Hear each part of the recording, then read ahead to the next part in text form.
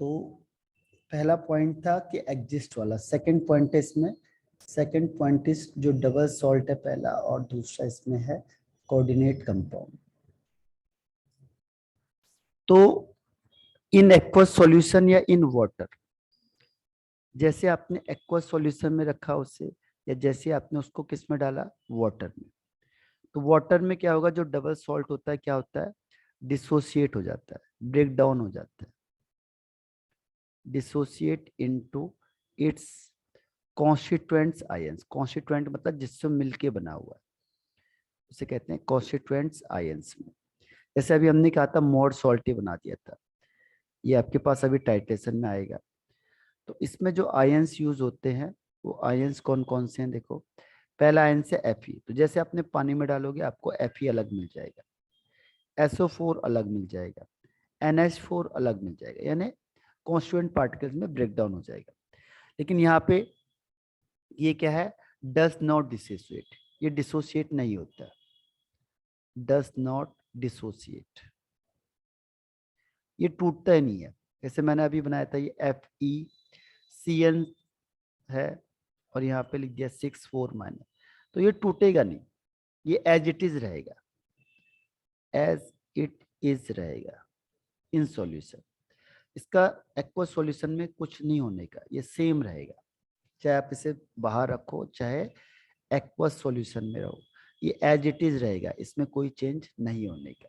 ठीक है, तो अब नहीं चेंज होगा तो आप समझ जाओगे तो कोऑर्डिनेट कंपाउंड है, अगर चेंज हो गए तो आप समझ जाओगे तो डबल सॉल्ट है या दूसरा सॉल्ट है, लेकिन कोऑर्डिनेट कंपाउंड नहीं है। तो आप इसको समझ सकते हो दोनों से। तो सेकंड पॉइंट आ गया इन एक्वस सॉल्यूशन।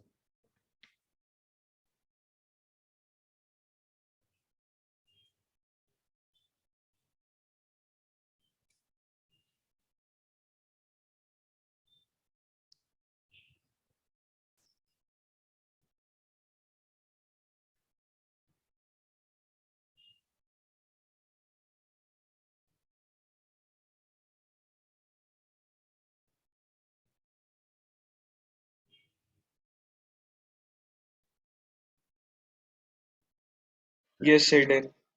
इसके बाद थर्ड पॉइंट इसमें आता है आइडेंटिटी। आइडेंटिटी में कौन अपनी आइडेंटिटी को लूज करेगा और कौन अपनी आइडेंटिटी को लूज नहीं करेगा एक्वस सॉल्यूशन। बताओ, double salt and second is coordinate, इन दोनों में से अपनी आइडेंटिटी लूज कौन करेगा इन वाटर, अपनी पहचान कौन लूज कर देगा। Sir, double salt. हाँ, डबल सॉल्ट क्या करेगा, इट लूज इट्स आइडेंटिटी, अपनी आइडेंटिटी खत्म कर देगा। कैसे करेगा अपनी आइडेंटिटी खत्म, वो रहेगा ही नहीं, वो टूट जाएगा ना। तो जब वो खुद टूट जाएगा तो कहाँ से आपको मोर सॉल्ट दिखेगा, जैसे आप इसको कहाँ रखोगे, सॉल्यूशन में डालोगे, ये डबल सॉल्ट बचेगा ही नहीं। या दूसरा मैं आपको एग्जांपल देता हूँ, पोटास एलम का, इसके डबल सॉल्ट में बहुत सारे एग्जांपल हैं। एक है आपका K2SO4 वाला ही कर देते हैं, K2SO4 है डॉट Al2 का होल ट्वाइस SO4 का होल थ्राइस 24S2, ये है। अब जैसे आप इसे वाटर में डालोगे क्या होगा, K अलग हो जाएगा, SO4 अलग हो जाएगा, Al अलग हो जाएगा, तो ये कहाँ से रहेगा, पोटासियम। ठीक है, ये तो डबल सॉल्ट रह ही नहीं सकता ना। क्यों नहीं रह सकता है, क्योंकि जैसे आप वाटर में डालोगे क्या हो जाएगा, तुरंत ही डिसोसिएट हो जाएगा। डिसोसिएट रहेगा तो आप पोटासियम को पहचानोगे, आपको बोला जाएगा बताओ वाटर में कौन सा कंपाउंड है, तो आप पहचान ही नहीं पाओगे, क्योंकि इसके हजारों कंपाउंड बनेंगे, Al का, SO4 का, K का। तो आप पानी में डाल के पहचान लोगे कि इससे ये कंपाउंड कौन सा है, तो आप इसको पहचान नहीं सकते। क्यों, क्योंकि इससे कई कंपाउंड बन सकते हैं, KSO4Al से कई कंपाउंड बन सकते हैं, तो आप ये नहीं पहचान पाओगे कि तो पोटासियम है या तो मोहर सॉल्ट है। तो जैसे आपने इसको सॉल्यूशन में डाला तो ये अपनी आइडेंटिटी क्या कर देगा, लूज कर देता है। लेकिन जो कोऑर्डिनेट होता है ये अपनी आइडेंटिटी लूज नहीं कर पाता, it does not completely lose in identity, its identity. It does not loose,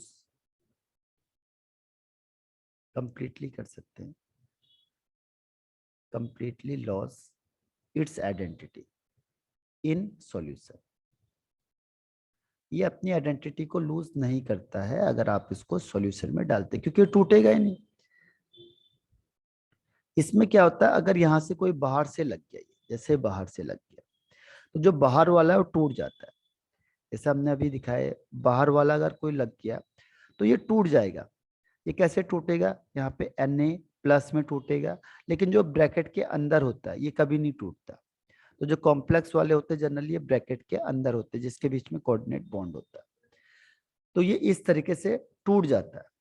तो इसीलिए हम इसको एक वर्ड यहाँ पे लिखते हैं कंप्लीटली। कंप्लीटली नहीं टूटता, अगर ये बाहर कोई लिखा है या इधर कोई लिखा हुआ है तो ये टूट जाता है। तो थोड़ा बहुत ये टूट सकता है, लेकिन जो कॉम्प्लेक्स के अंदर है, जो ये ब्रैकेट के अंदर है, ये कभी भी नहीं टूटता। तो it does not completely loss its identity in solution. ये आपका कोऑर्डिनेट का है।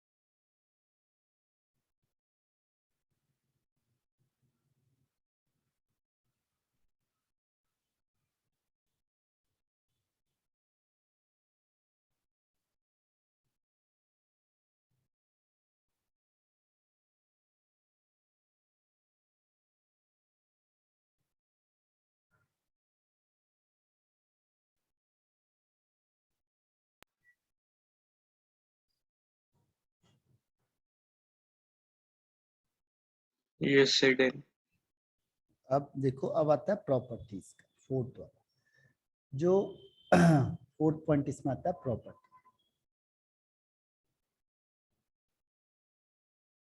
जो प्रॉपर्टीज होती है किसकी, डबल सॉल्ट और एक है कोऑर्डिनेट कंपाउंड। जो डबल सॉल्ट की प्रॉपर्टी होती है उसके कॉन्स्टिट्यूएंट पार्टिकल्स से मिलती जुलती है बिल्कुल। जैसे हम लोग क्या करते हैं, नींबू पानी बना दिया, तो जो वाटर है और जो लेमन होता है, जब आप नींबू पानी पीते हो तो जो लेमन का भी उसमें टेस्ट होता है, वाटर का भी टेस्ट होता है, वो डबल सॉल्ट जैसा है सेम। यानी जो डबल सॉल्ट की जो प्रॉपर्टी होती है, प्रॉपर्टी ऑफ डबल सॉल्ट, जो डबल सॉल्ट की प्रॉपर्टी होती है वो नियरली सेम होती है।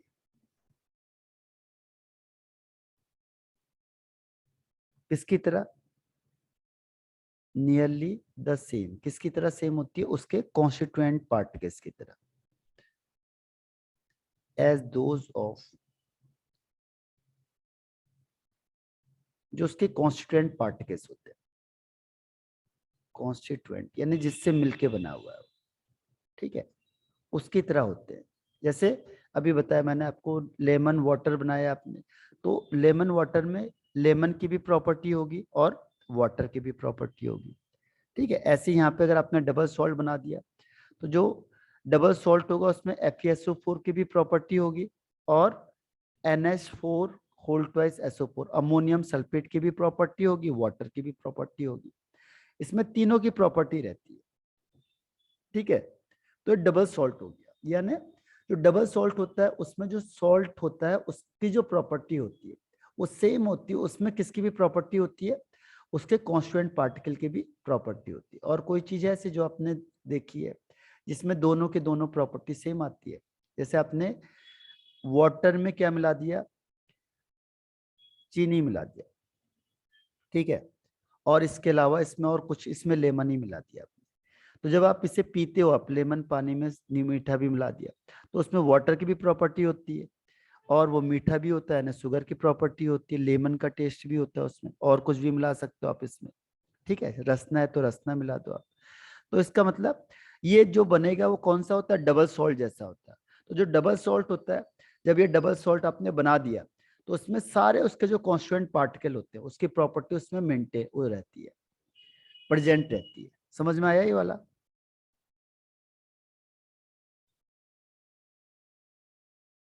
Yes, sir. लेकिन कोऑर्डिनेट में ऐसा नहीं होता। कोऑर्डिनेट होता है केमिकल की तरह, यानी जो इसकी प्रॉपर्टी होती है, जो प्रॉपर्टीज ऑफ कोऑर्डिनेट कंपाउंड, जो कोऑर्डिनेट कंपाउंड की जो प्रॉपर्टी होती है वो बिल्कुल डिफरेंट होती है। जो कोऑर्डिनेशन कंपाउंड होती है उसकी प्रॉपर्टी क्या होती है, बिल्कुल डिफरेंट होती है, आर डिफरेंट, डिफरेंट किससे, from its constituent particles, from its constituent particle, constituent particle अपने कॉन्स्टिट्यूएंट पार्टिकल से बिल्कुल अलग होती है। ये ऐसे होता है जैसे केमिकल बॉन्ड बनाते हैं हम लोग। मैंने कहा H2 plus O2 gives H2O। अब देखो वाटर बन गया। अब वाटर में क्या हाइड्रोजन की प्रॉपर्टी होगी? नहीं, हाइड्रोजन तो गैस है। ऑक्सीजन की प्रॉपर्टी होगी तो नहीं, क्योंकि ऑक्सीजन भी गैस है। ऑक्सीजन का अलग प्रॉपर्टी है, हाइड्रोजन की प्रॉपर्टी अलग है। लेकिन जैसे आपने इन दोनों को मिक्स कर दिया, अब ये बन गया वाटर। तो क्या वाटर में हाइड्रोजन की प्रॉपर्टी होगी? नहीं। क्या वाटर में ऑक्सीजन की कोई प्रॉपर्टी होगी? नहीं, क्योंकि वाटर की अपनी अलग स्पेशल प्रॉपर्टी होती है। तो ऐसी जो कोऑर्डिनेशन कंपाउंड बनता है तो इसकी प्रॉपर्टी बिल्कुल अलग होती है, किससे? उसके कॉन्स्टिट्यूएंट पार्टिकल से, जिससे मिलके वो बना है। इसके कंपैरिजन में इसकी प्रॉपर्टी बिल्कुल डिफरेंट होती है, उससे उसका कोई मतलब नहीं है। उसकी प्रॉपर्टी बिल्कुल अलग थी, जब कंपाउंड बन गया इसकी प्रॉपर्टी बिल्कुल अलग है। लेकिन डबल सॉल्ट में ऐसा नहीं होता। डबल सॉल्ट में आप जिससे बनाते हो उसकी प्रॉपर्टी लगभग मैच करती है, किससे? उसके कंपाउंड से। तो डिफरेंस समझ में आ गया वाला?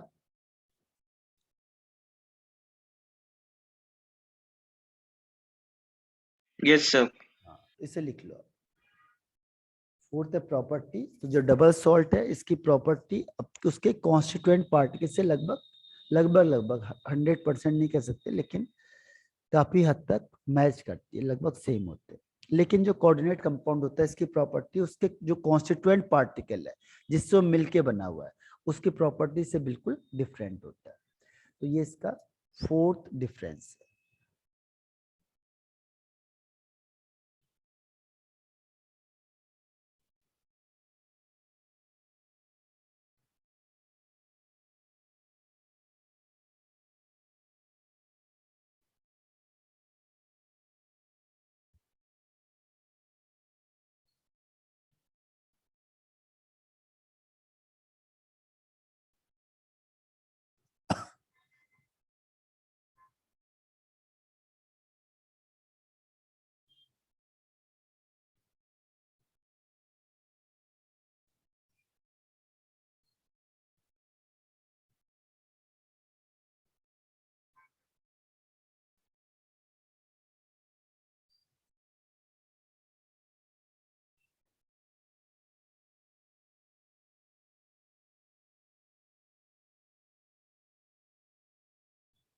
Yes, Aiden. इसके अलावा इसमें है एक आध पॉइंट और आ जाता है इसमें, फिफ्थ है इसमें कि कौन सा बॉन्ड प्रेजेंट होता है। जनरली यहाँ पे जो बॉन्डिंग होगी किसकी बॉन्डिंग होती है? तो जो बॉन्ड प्रेजेंट होता है डबल सॉल्ट में वो होता है आयनिक बॉन्ड। यहाँ पे जनरली आयनिक होता है, इसलिए आयनिक क्या होता है, वाटर में टूट जाता है। इसका रीजन क्या होता है, क्योंकि यहाँ पे आयनिक बॉन्ड से बनता है, तो आयनिक बॉन्ड हमें पता है जल्दी से टूट जाता है। लेकिन जो कोऑर्डिनेट होता है कंपाउंड, कोऑर्डिनेट कंपाउंड में आयनिक बॉन्ड भी होता है और कोऑर्डिनेट बॉन्ड भी होता है। तो जो आयनिक बॉन्ड होता है वो तो टूट जाता है इसीलिए, लेकिन जो कोऑर्डिनेट बॉन्ड होता है वो नहीं टूटता है। तो इसीलिए स्लाइटली कई बार ये टूट जाता है। तो कौन सा टूटेगा, जो आयनिक बॉन्ड होता है। आयनिक बॉन्ड कौन सा होता है, जो इस ब्रैकेट के बाहर होता है, जैसे मैंने लिख दिया और यहाँ पे लिख दिया Fe की जगह पे Mn लिख दो, CO लिख दो, कुछ भी लिख सकते हैं यहाँ पे। जो डी ब्लॉक के एलिमेंट होते हैं जनरली आपको बोला था, ये क्या करते हैं, कोऑर्डिनेट बॉन्ड बनाते हैं। तो कोबाल्ट हो गया, निकिल हो गया, Mn हो गया, Fe हो गया, तो जितने भी डी ब्लॉक के एलिमेंट होते हैं वो कोऑर्डिनेट बॉन्ड बनाते हैं। तो यहाँ पे ये प्लस वाला होता है, ये माइनस वाला होता है, तो इन दोनों के बीच में आयनिक बॉन्ड होती है। तो जैसे आप इसे वाटर में डालोगे तो ये ऐसे टूट जाएगा Na प्लस में, और लेकिन जो ब्रैकेट के अंदर होता है ये नहीं टूटता है। तो जो ब्रैकेट के अंदर होता है इसके बीच में होती है कोऑर्डिनेट बॉन्ड, यहाँ पे होता है कोऑर्डिनेट बॉन्ड, तो ये कोऑर्डिनेट बॉन्ड नहीं टूटता है। और इन दोनों के बीच में होता है आयनिक बॉन्ड, क्योंकि ये प्लस और माइनस होता है तो आयनिक बॉन्ड टूट जाता है। तो यहाँ पे दोनों तरह की बॉन्डिंग होती है, आयनिक भी और कोवैलेंट भी, कोऑर्डिनेट भी। लेकिन इसमें और इसमें केवल आयनिक होता है। आयनिक का मतलब जैसे हमने अभी लिखा था इसमें KCl कर दो, K2SO4 कर दो, Al2, तो ये आयनिक बॉन्ड के थ्रू होते हैं। तो आयनिक बॉन्ड क्या होता है, जल्दी टूट जाता है, आयनिक बॉन्ड बचेगा नहीं। जैसे इसे पानी में डालोगे आयंस में टूट जाता है जल्दी से, क्योंकि इसके बीच में आयनिक बॉन्ड होता है, तो आयनिक बॉन्ड में जल्दी से डिसोसिएट हो जाता है। तो आयनिक बॉन्ड डिसोसिएट हो जाता है, तो इसी का रीजन है कि डिसोसिएट क्यों होते हैं, क्योंकि इसके बीच में केवल आयनिक बॉन्ड होती है। तो आयनिक बॉन्ड की वजह से जैसे वाटर में डालेंगे तुरंत डिसोसिएट हो जाते हैं। यहाँ पे टूटता क्यों नहीं, क्योंकि इसके बीच में कोऑर्डिनेट बॉन्ड होती है, उसका वाटर से कोई मतलब नहीं होता। इसीलिए ये जो ब्रैकेट के अंदर होता है ये कोऑर्डिनेट बॉन्ड को शो करता है, और जो इसके बाहर होता है वो आयनिक बॉन्ड को शो करेगा, तो इसीलिए वो टूट जाएगा। ठीक है, तो बॉन्डिंग में एक में आयनिक बॉन्ड होता है और एक में होता है ionic as well as coordinate bond.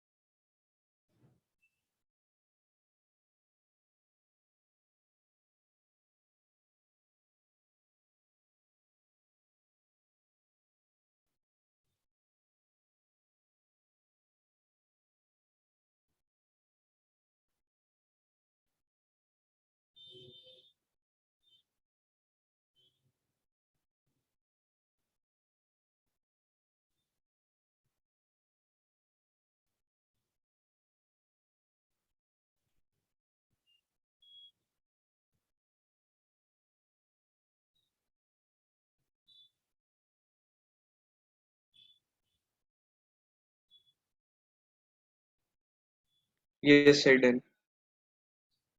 अब एक लास्ट इसमें आता है मेटल आयन की जो वैलेंसी होती है। वैसे मेन मेन जो आपको मैंने बता दिए लास्ट के वैसे हैं, लेकिन थोड़ा बहुत ज़्यादा वो नहीं रखते, पहले के ज़्यादा इंपॉर्टेंट है प्रॉपर्टी और आइडेंटिटी के। जो वैलेंसी होती है सेंट्रल मेटल एटम की, और ये डबल सॉल्ट में नॉर्मल वैलेंसी को शो करता है, शो नॉर्मल वैलेंसी। जो उसकी नॉर्मल वैलेंसी होगी उसी को शो करता है जब वो डबल सॉल्ट में होता है तो। लेकिन जब वो कोऑर्डिनेट में होता है तो यहाँ पे ये वेरिएबल वैलेंसी शो करता है। कई बार एफई का देखोगे आप, ये वेरिएबल वैलेंसी शो करता है, वेरिएबल वैलेंसी, इसीलिए तो हम इसे डी ब्लॉक का लेते हैं। डी ब्लॉक वाले क्यों लेते हैं हम लोग इसमें, क्योंकि डी ब्लॉक क्या करता है, जो डी ब्लॉक के एलिमेंट होते हैं वो वेरिएबल वैलेंसी शो करते हैं। जैसे एफई है, +2 करेगा, कहीं पे +3 करता है। एम को ले लिया, कहीं पे +2 कर रहा है, कहीं पे 3 कर रहा है, कहीं पे 4 कर रहा है, कहीं पे 5 कर रहा है, 6 कर रहा है, 7 कर रहा है, यानी अलग अलग वैलेंसी, अलग अलग कंपाउंड लोगे तो यहाँ पे अलग अलग वैलेंसी शो करते हैं। तो यहाँ पे वेरिएबल वैलेंसी शो होती है इसमें कोऑर्डिनेट में, इसीलिए आपको यहाँ पे ऑक्सीडेशन स्टेट निकालनी पड़ेगी या ये वैलेंसी निकालनी पड़ेगी। तो जो ये वेरिएबल ऑक्सीडेशन स्टेट शो करता है, वैलेंसी की जगह पे हम इसको कहें ऑक्सीडेशन स्टेट तो ज्यादा सही वर्ड है। तो ऑक्सीडेशन स्टेट है जो ये वेरिएबल ऑक्सीडेशन स्टेट को शो करता है अलग अलग, जबकि इसमें नॉर्मल होता है। तो ये दोनों में डिफरेंस हो गया। तो डबल सॉल्ट और कोऑर्डिनेशन कंपाउंड में डिफरेंस समझ में आ गया आपको ये पूरा? यस। हाँ, ये पहला स्टेप आपका खत्म होता है, स्टार्टिंग था केवल, तब ज्यादा बड़ा नहीं है चैप्टर, ये 1 वीक में ही खत्म हो जाता है, पर पहले स्टार्टिंग के आपको टाइम लगाना पड़ेगा सोच के इसको, ठीक है? तो आगे जल्दी आ जाता है समझ में।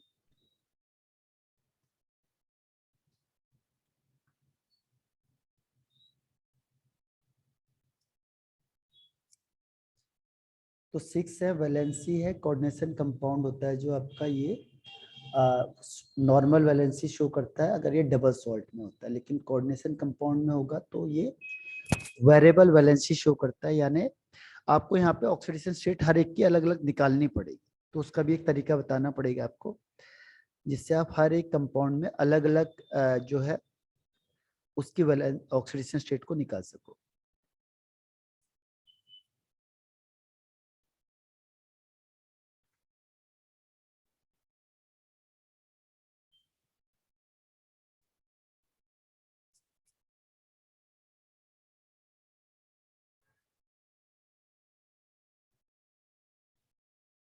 Yes sir.